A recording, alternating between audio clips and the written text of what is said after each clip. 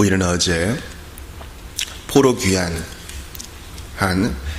백성들 중에서 제사장들과 레위 사람들을 중심으로 한 인물들을 좀 살펴보았습니다. 1장부터 8장까지 12지파 전체 지파를 개관하였고요.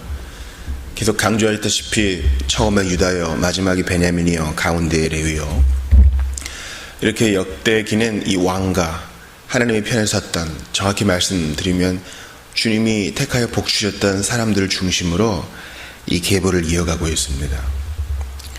그들은 다 도덕적으로 모두 흠결없는 사람이 아니요, 한 가지로 다 부족했으나 주님의 섭리의 손길, 주권적인 손길이 그들을 포기하지 않고 가문 대대로 그 은혜를 보존하게 하셨습니다. 주님의 주권이지요. 9장에서도 주님의 주권 하에 포로로 귀환한 백성들, 특별히 제사장들, 처음 귀환 자예요. 레위 사람들, 느디님 사람들. 제사장들은 와서 해야 될 일들이 먼저 뭔가를 짓고 집 짓고 농사 짓고 그 일보다 먼저 예배 공동체가 되는 일을 앞장서야 했어요. 여러분께 질문합니다. 아주 단순한 질문인데요. 하루 일을 시작할 때 기도합니까? 아침에 일어나서 기도하십니까? 일주일에 한 번 교회에 와서 예배하는 것이 나의 예배고 주중은 아니다 이렇게 생각하나요? 주님은 우리의 몸을 예배로 받기 원하세요. 우리의 몸을 제물로 받기 원하세요. 일상생활에서의 모든 일들을 다 예배로 규정하고 하나님 앞에 사셔야 합니다. 또 레위 사람들이 있었죠. 그들은 순번을 정하여 밤새도록 보초를 서고, 또 어쩐 일은 전병을 굽고, 어떤 일은 향품을 만들고, 이렇게 작은 일, 제사장보다 열등한 일이 아니라 구별되고 다른 일일 뿐 하나님은 다 귀히 보십니다. 떡을 굽는 사람이, 하나님께 올려드리는 진설병 만드는 사람이, 이놈의 인생 귀찮구나, 언제까지 이 뜨거운 열기 앞에서 이따위 떡이나 구워야 되는가, 그렇게 생각한다면 그는 나중에 더 높은 직위에 올라가서도 똑같아요. 계속 위로 비교하다가 그 영혼이 오늘 본문에 봤던 사울처럼 멸망할지 모릅니다. 숲을 속에 거하는 토기장이도 왕의 일을 하는 그 자부심으로 세상 사람들 안 박수 쳐줘도 그 일에 자부심을 느끼며 하나님 앞에 살았어요. 세 번째는 느디님 사람들이었죠. 그들은 제사장을 돕는 레위 사람들을 돕는 하인들이었어요. 장작 패는 사람, 물 깃는 사람. 그러나 그들은 영광스러운 1차 귀한 자들로서 하나님께 부름받은 자들이요, 주님이 귀히 쓰는 자들이었던 것입니다. 예수님은 작은 일에 충성한 자가 큰 일에도 충성할 수 있다 했어요. 자꾸 좋은 자리, 좋은 주의, 좋은 감투 바라지 마시고 하나님이 세워주신 바로 그 자리가 여러분을 부르신 그 자리, 소명의 자리, 두렵고 떨림으로 잘 성실하게 감당하십시오. 지금 이직을 고민하는 사람들에게 눌러앉으라 그런 말이 아니에요. 주께 범사에 물어보면서 하나님께서 옮겨주실 때까지는 여기에 뼈를 묻을 것처럼 최선을 다하는 거. 뒤쪽 문을 열어놓고 항상 눈치만 살피는 우리 직원을 어떤 사람이 쓰겠습니까? 그러므로 범사에 지혜롭되 범사에 충직하고 남하고 비교하지 말고. 여러분 어제 말씀드렸잖아요. 자기 방에서 찬송의 직무에 골몰하는 사람은 그것만 해도 바쁘다고요. 그러니까 이런저런 일에 골몰이 쓰기에는 인생이 너무 짧아요. 후딱 지나갑니다. 하루가 얼마나 짧아요, 여러분. 하루가. 일생도 그럴 거예요. 1년이 얼마나 짧아요, 1년이. 그 전에 한 주는 또 얼마나 짧아요. 금방 또 주일이구나. 또 한 달은 또 이거 뭐 내야 되는 날이구나. 1년은 어때요? 벌써 9월이구나. 그런 거죠. 여러분 이 지혜를 배워야 돼요. 이러한 지혜를. 세월은 가고 또 오는 거지. 이렇게 생각하는 사람은 하나님 앞에 어떻게 설지 심히 염려됩니다. 그러므로 하나님 앞에서 일심으로 단순하고 정직하고 그러나 충심으로 방향을 바르게 정하여 딴 사람하고 비교하지 말고 내 직무에 골몰할 수 있기를 바랍니다. 자비교회는 그간 참 여러 일들을 겪었습니다.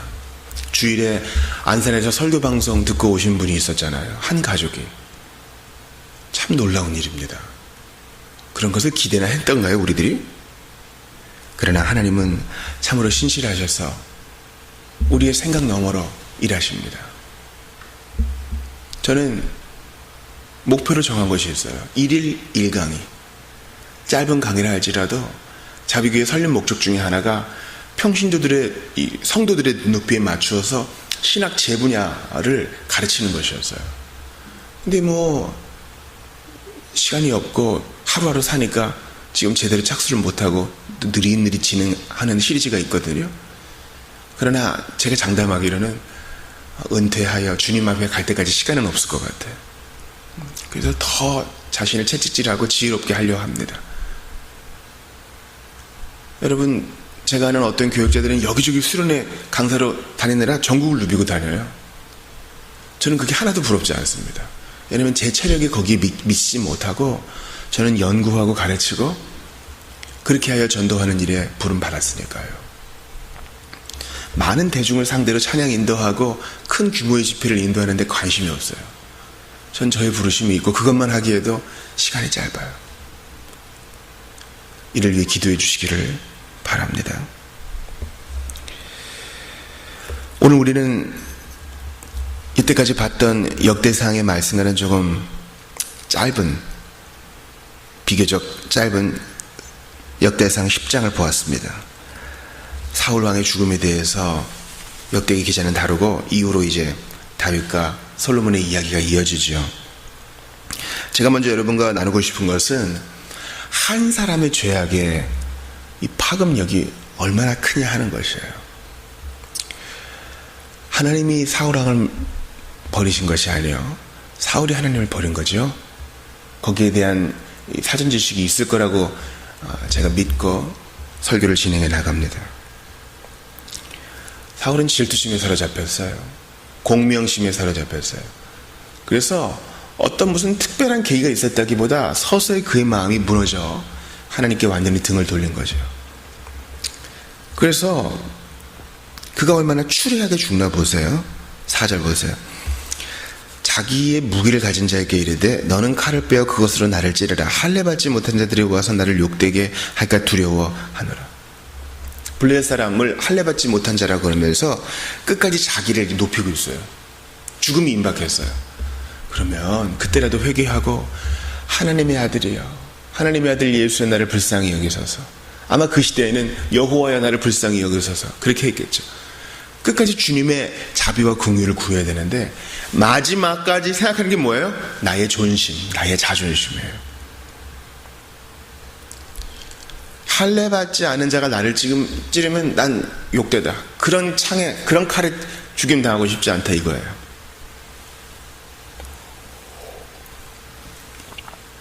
여러분, 진지한 회개를 할 마지막 시간이 있는데도 끝까지 자기 명예만 생각하는 인생은 불쌍한 인생이에요. 그 나중에 이제 그것을 읽는 사람들이 그 가문과 그 집안을 또 그 개인을 얼마나 불쌍히 여겼겠어요. 야, 이게 뭔가, 인생이 이게 뭔가. 마지막이라도 기회가 있을 때 십자가에 달린 강도는 마지막 기회를 예수 그리스도를 의지함으로 구원받았건만 사울은 마지막 기회마저 차버렸구나, 이런 거예요. 제가 주보에 쓴 칼럼에 좀 엄한, 좀 무서운 경고의 글을 썼죠. 기회가 늘 있는 것이 아니에요. 기회가. 건강을 한번 잃어버렸던 분에게 가보세요. 지금 병원 신세를 지고 있는 분에게 가서 물어보세요. 이럴 줄 알았습니까? 아무도 예상 못했다 그래요. 아무도. 인생의 허망한 순간이 그렇게 갑자기 오는 겁니다. 그러므로 기회 있을 때, 지금 이제 곧 가을이 이제 깊어지고 겨울이 오잖아요. 지금부터 동물들은 월동을 준비하는 거예요. 우리는 그런 월동을 준비하나요? 김치는 담글 줄 알면서 영혼의 양식을 준비 못하다니, 영혼의 미래, 영혼의 결국을 준비 못하다니 불쌍한 일이에요. 게다가 한 사람의 죄악으로 또 무슨 일이 있나 보세요. 5절 보세요. 무기 가진 자가 사울이 죽는 것을 보고 자기도 칼에 엎드려져 죽으니라. 이 사람은 무슨 죄예요? 왕을 보필했던 것 뿐인데, 뭐 그 당시에 주인이 죽으면 종도 죽어야 된다, 그런 게 있었나 보죠? 이게 뭐예요? 한 사람의 자살로 엄한 무기 가진 사람도 죽게 되고요. 이 무기 가진 사람은 누군가의 아들이요, 누군가의 아빠였을 거 아니에요. 이게 뭐예요? 그러니까 사울의 죄책이 더해지는 거죠. 게다가 6절 보세요. 이와 같이 사울과 그의 세 아들과 그의 온 집안이 함께 죽으니라. 물론 이제 무비보셋 남았지만 이게 성경의 표현법이에요. 그의 가족들이 다 전멸했다는 거예요. 요나단은 귀한 사람인데 어찌 일이 됐어요? 사울 까닭에, 한 사람이 범죄함 까닭에, 한 사람이 불순종 까닭에, 한 사람이 완고함 까닭에, 끝까지 회개하지 않음 까닭에 이렇게 된 거예요. 그러므로 내가 중요한 거예요. 한 사람의 순종, 우리 교회 회원의 그 한 사람의 순종이 우리 전체의 건강을 좌우할 수 있다고요. 그의 세 아들 이름이 나오죠. 요나단, 아비나답, 말기수아가 2절에 나오죠. 귀한 아들들, 한 나라의 왕자들이잖아요.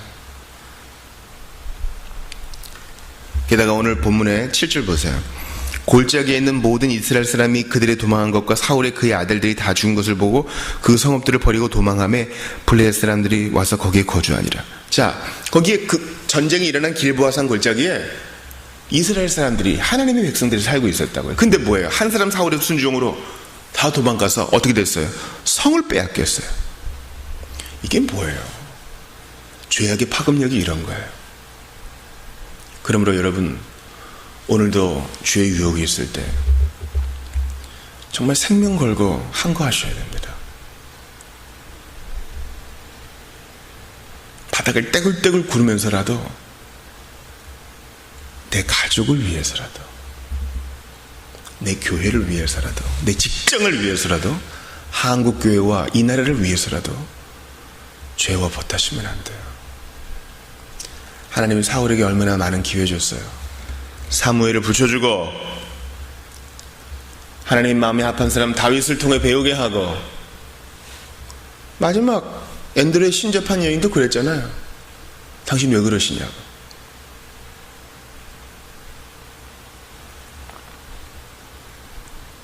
우리는 이러한 죄악의 파급력 앞에 치를 떨어야 됩니다. 죄란 이런 거예요. 개인이 하나님과의 관계에서 단절되면 물론이요, 그의 가족과 가까이서 보필하던 자와 그가 속했던 공동체 모두에게 영향을 미칩니다. 독 한 방울은 우물 전체를 망가뜨리지요. 옛날에 액션 영화 중에 배트맨 시리즈 그런 게 있었어요. 고담시의 그 하수도에, 고담시의 상수원에다가 약을 처방해가지고 사람들을 이제 통제하려는 거. 얼마나 나쁜 거예요. 그 약 까닭에 사람들 전체가. 그러므로 영혼의 독약인 죄를 멀리 하십시오. 넘어지면 또 하나님께 도와달라고 부르짖으십시오. 사울은 왜 이렇게 넘어졌을까요? 그 이유가 13절에 나오죠. 사울이 죽은 것은 여호와께 범죄하였기 때문이라. 그가 여호와의 말씀을 지키지 아니하고 다 전멸하라고 했는데, 이 말은 이제 생명을 경시하란 말이 아니라 죄를 끊어내되 몇 가지는 남겨놓고, 이건 내가 좋아하는 거니까 남겨놓지 말고 다 끊어내라는 거예요. 근데 그렇게 안 했습니다. 그리고 핑계를 어떻게 대요? 제사하려고 그랬다. 당신의 하나님께. 웃기는 소리예요. 우리 주님은 돈 세탁한 재물, 더러운 돈 받지 않으세요. 최고의 재물은 상한 마음이라 그랬잖아요. 재물로 인해서 뚱뚱해지고 든든한 마음, 기름진 마음으로 어떻게 예배할 거예요? 예수 없으면 나는 아무것도 아닙니다, 이런 가난한 마음으로 와야지. 이제 돈이 생겼으니 하나님만 있으면 더 좋겠네, 이런 마음은 아니에요. 여러분, 주일 저녁에, 주일 오후에 한 사기꾼이 교회에 왔어요. 자기를 자랑해요. 잘 나가는 기업이라 그러고, 남편은 검사라 그러고, 이재용을 안다 그래요. 이명박 전 대통령 부인을 안다 그래요. 하나님 얘기를 하지만 은근히 자기 자랑이 끼어 있어요. 결국 원하는 것은 죗값을 좀 달라는 거예요. 이게 뭡니까? 얼마나 추레해요. 또 신접한 자에게 가르치기를 청하고 그의 죄악이 구체적으로 나와 있죠. 가장 결정적인 것 14절에 밑줄 치세요. 여호와께 묻지 아니하였으므로. 의뢰 물어보는 거. 다윗은 물어보는 자, 사울은 물어보지 않았던 자. 그러므로 이런 인간관계가 성립되죠. 하나님께 묻지 아니하는 죄는 나중에 그 파급력이 자기 자신과 자기와 관계된 가까운 사람과 가족 전체와 공동체와 나라에까지 임한다는 거예요. 우리는 다급하기 전까지 하나님께 의지하지 않아요. 이런 잘못된 습관을 고쳐야 됩니다. 나중에 사울이 꿈으로도 우림으로도 둠밈으로도 기도로도 응답하지 않는다고 떼를 쓰잖아요. 아니 왜 그 지경 될 때까지 가만히 있었냐고요. 또 설령 주님이 그런다 하실지라도 나를 죽이실지라도 의뢰하겠습니다. 그런 신앙의 결연한 자세가 있어야죠. 왜 이렇게 부안해동하면서 눈앞에 있는 불만거리를 합니까? 사랑하는 여러분, 예수님의 오심은 이렇게 사울 같은 우리도 사실 사울보다 나을 게 없어요. 정도의 차이가 있지 우리 다 이렇다고. 이런 나를 구원하시러 온 거예요. 하나님만 안 찾고 다른 모든 것은 다 하는 우리. 이게 우리 아니었어요? 이런 죄를 불쌍히 여기시오. 사울이 블레셋 사람들에게 당한 공경과 같은 그 더한 공경을 예수께서 받으시고 당신님의 죽음과 부활로서 우리를 구속하신 예수님은 우리의 눈을 지그시 쳐다보시며 말씀하세요. 이제 내게 묻는 인생 살아라. 죄를 버리라.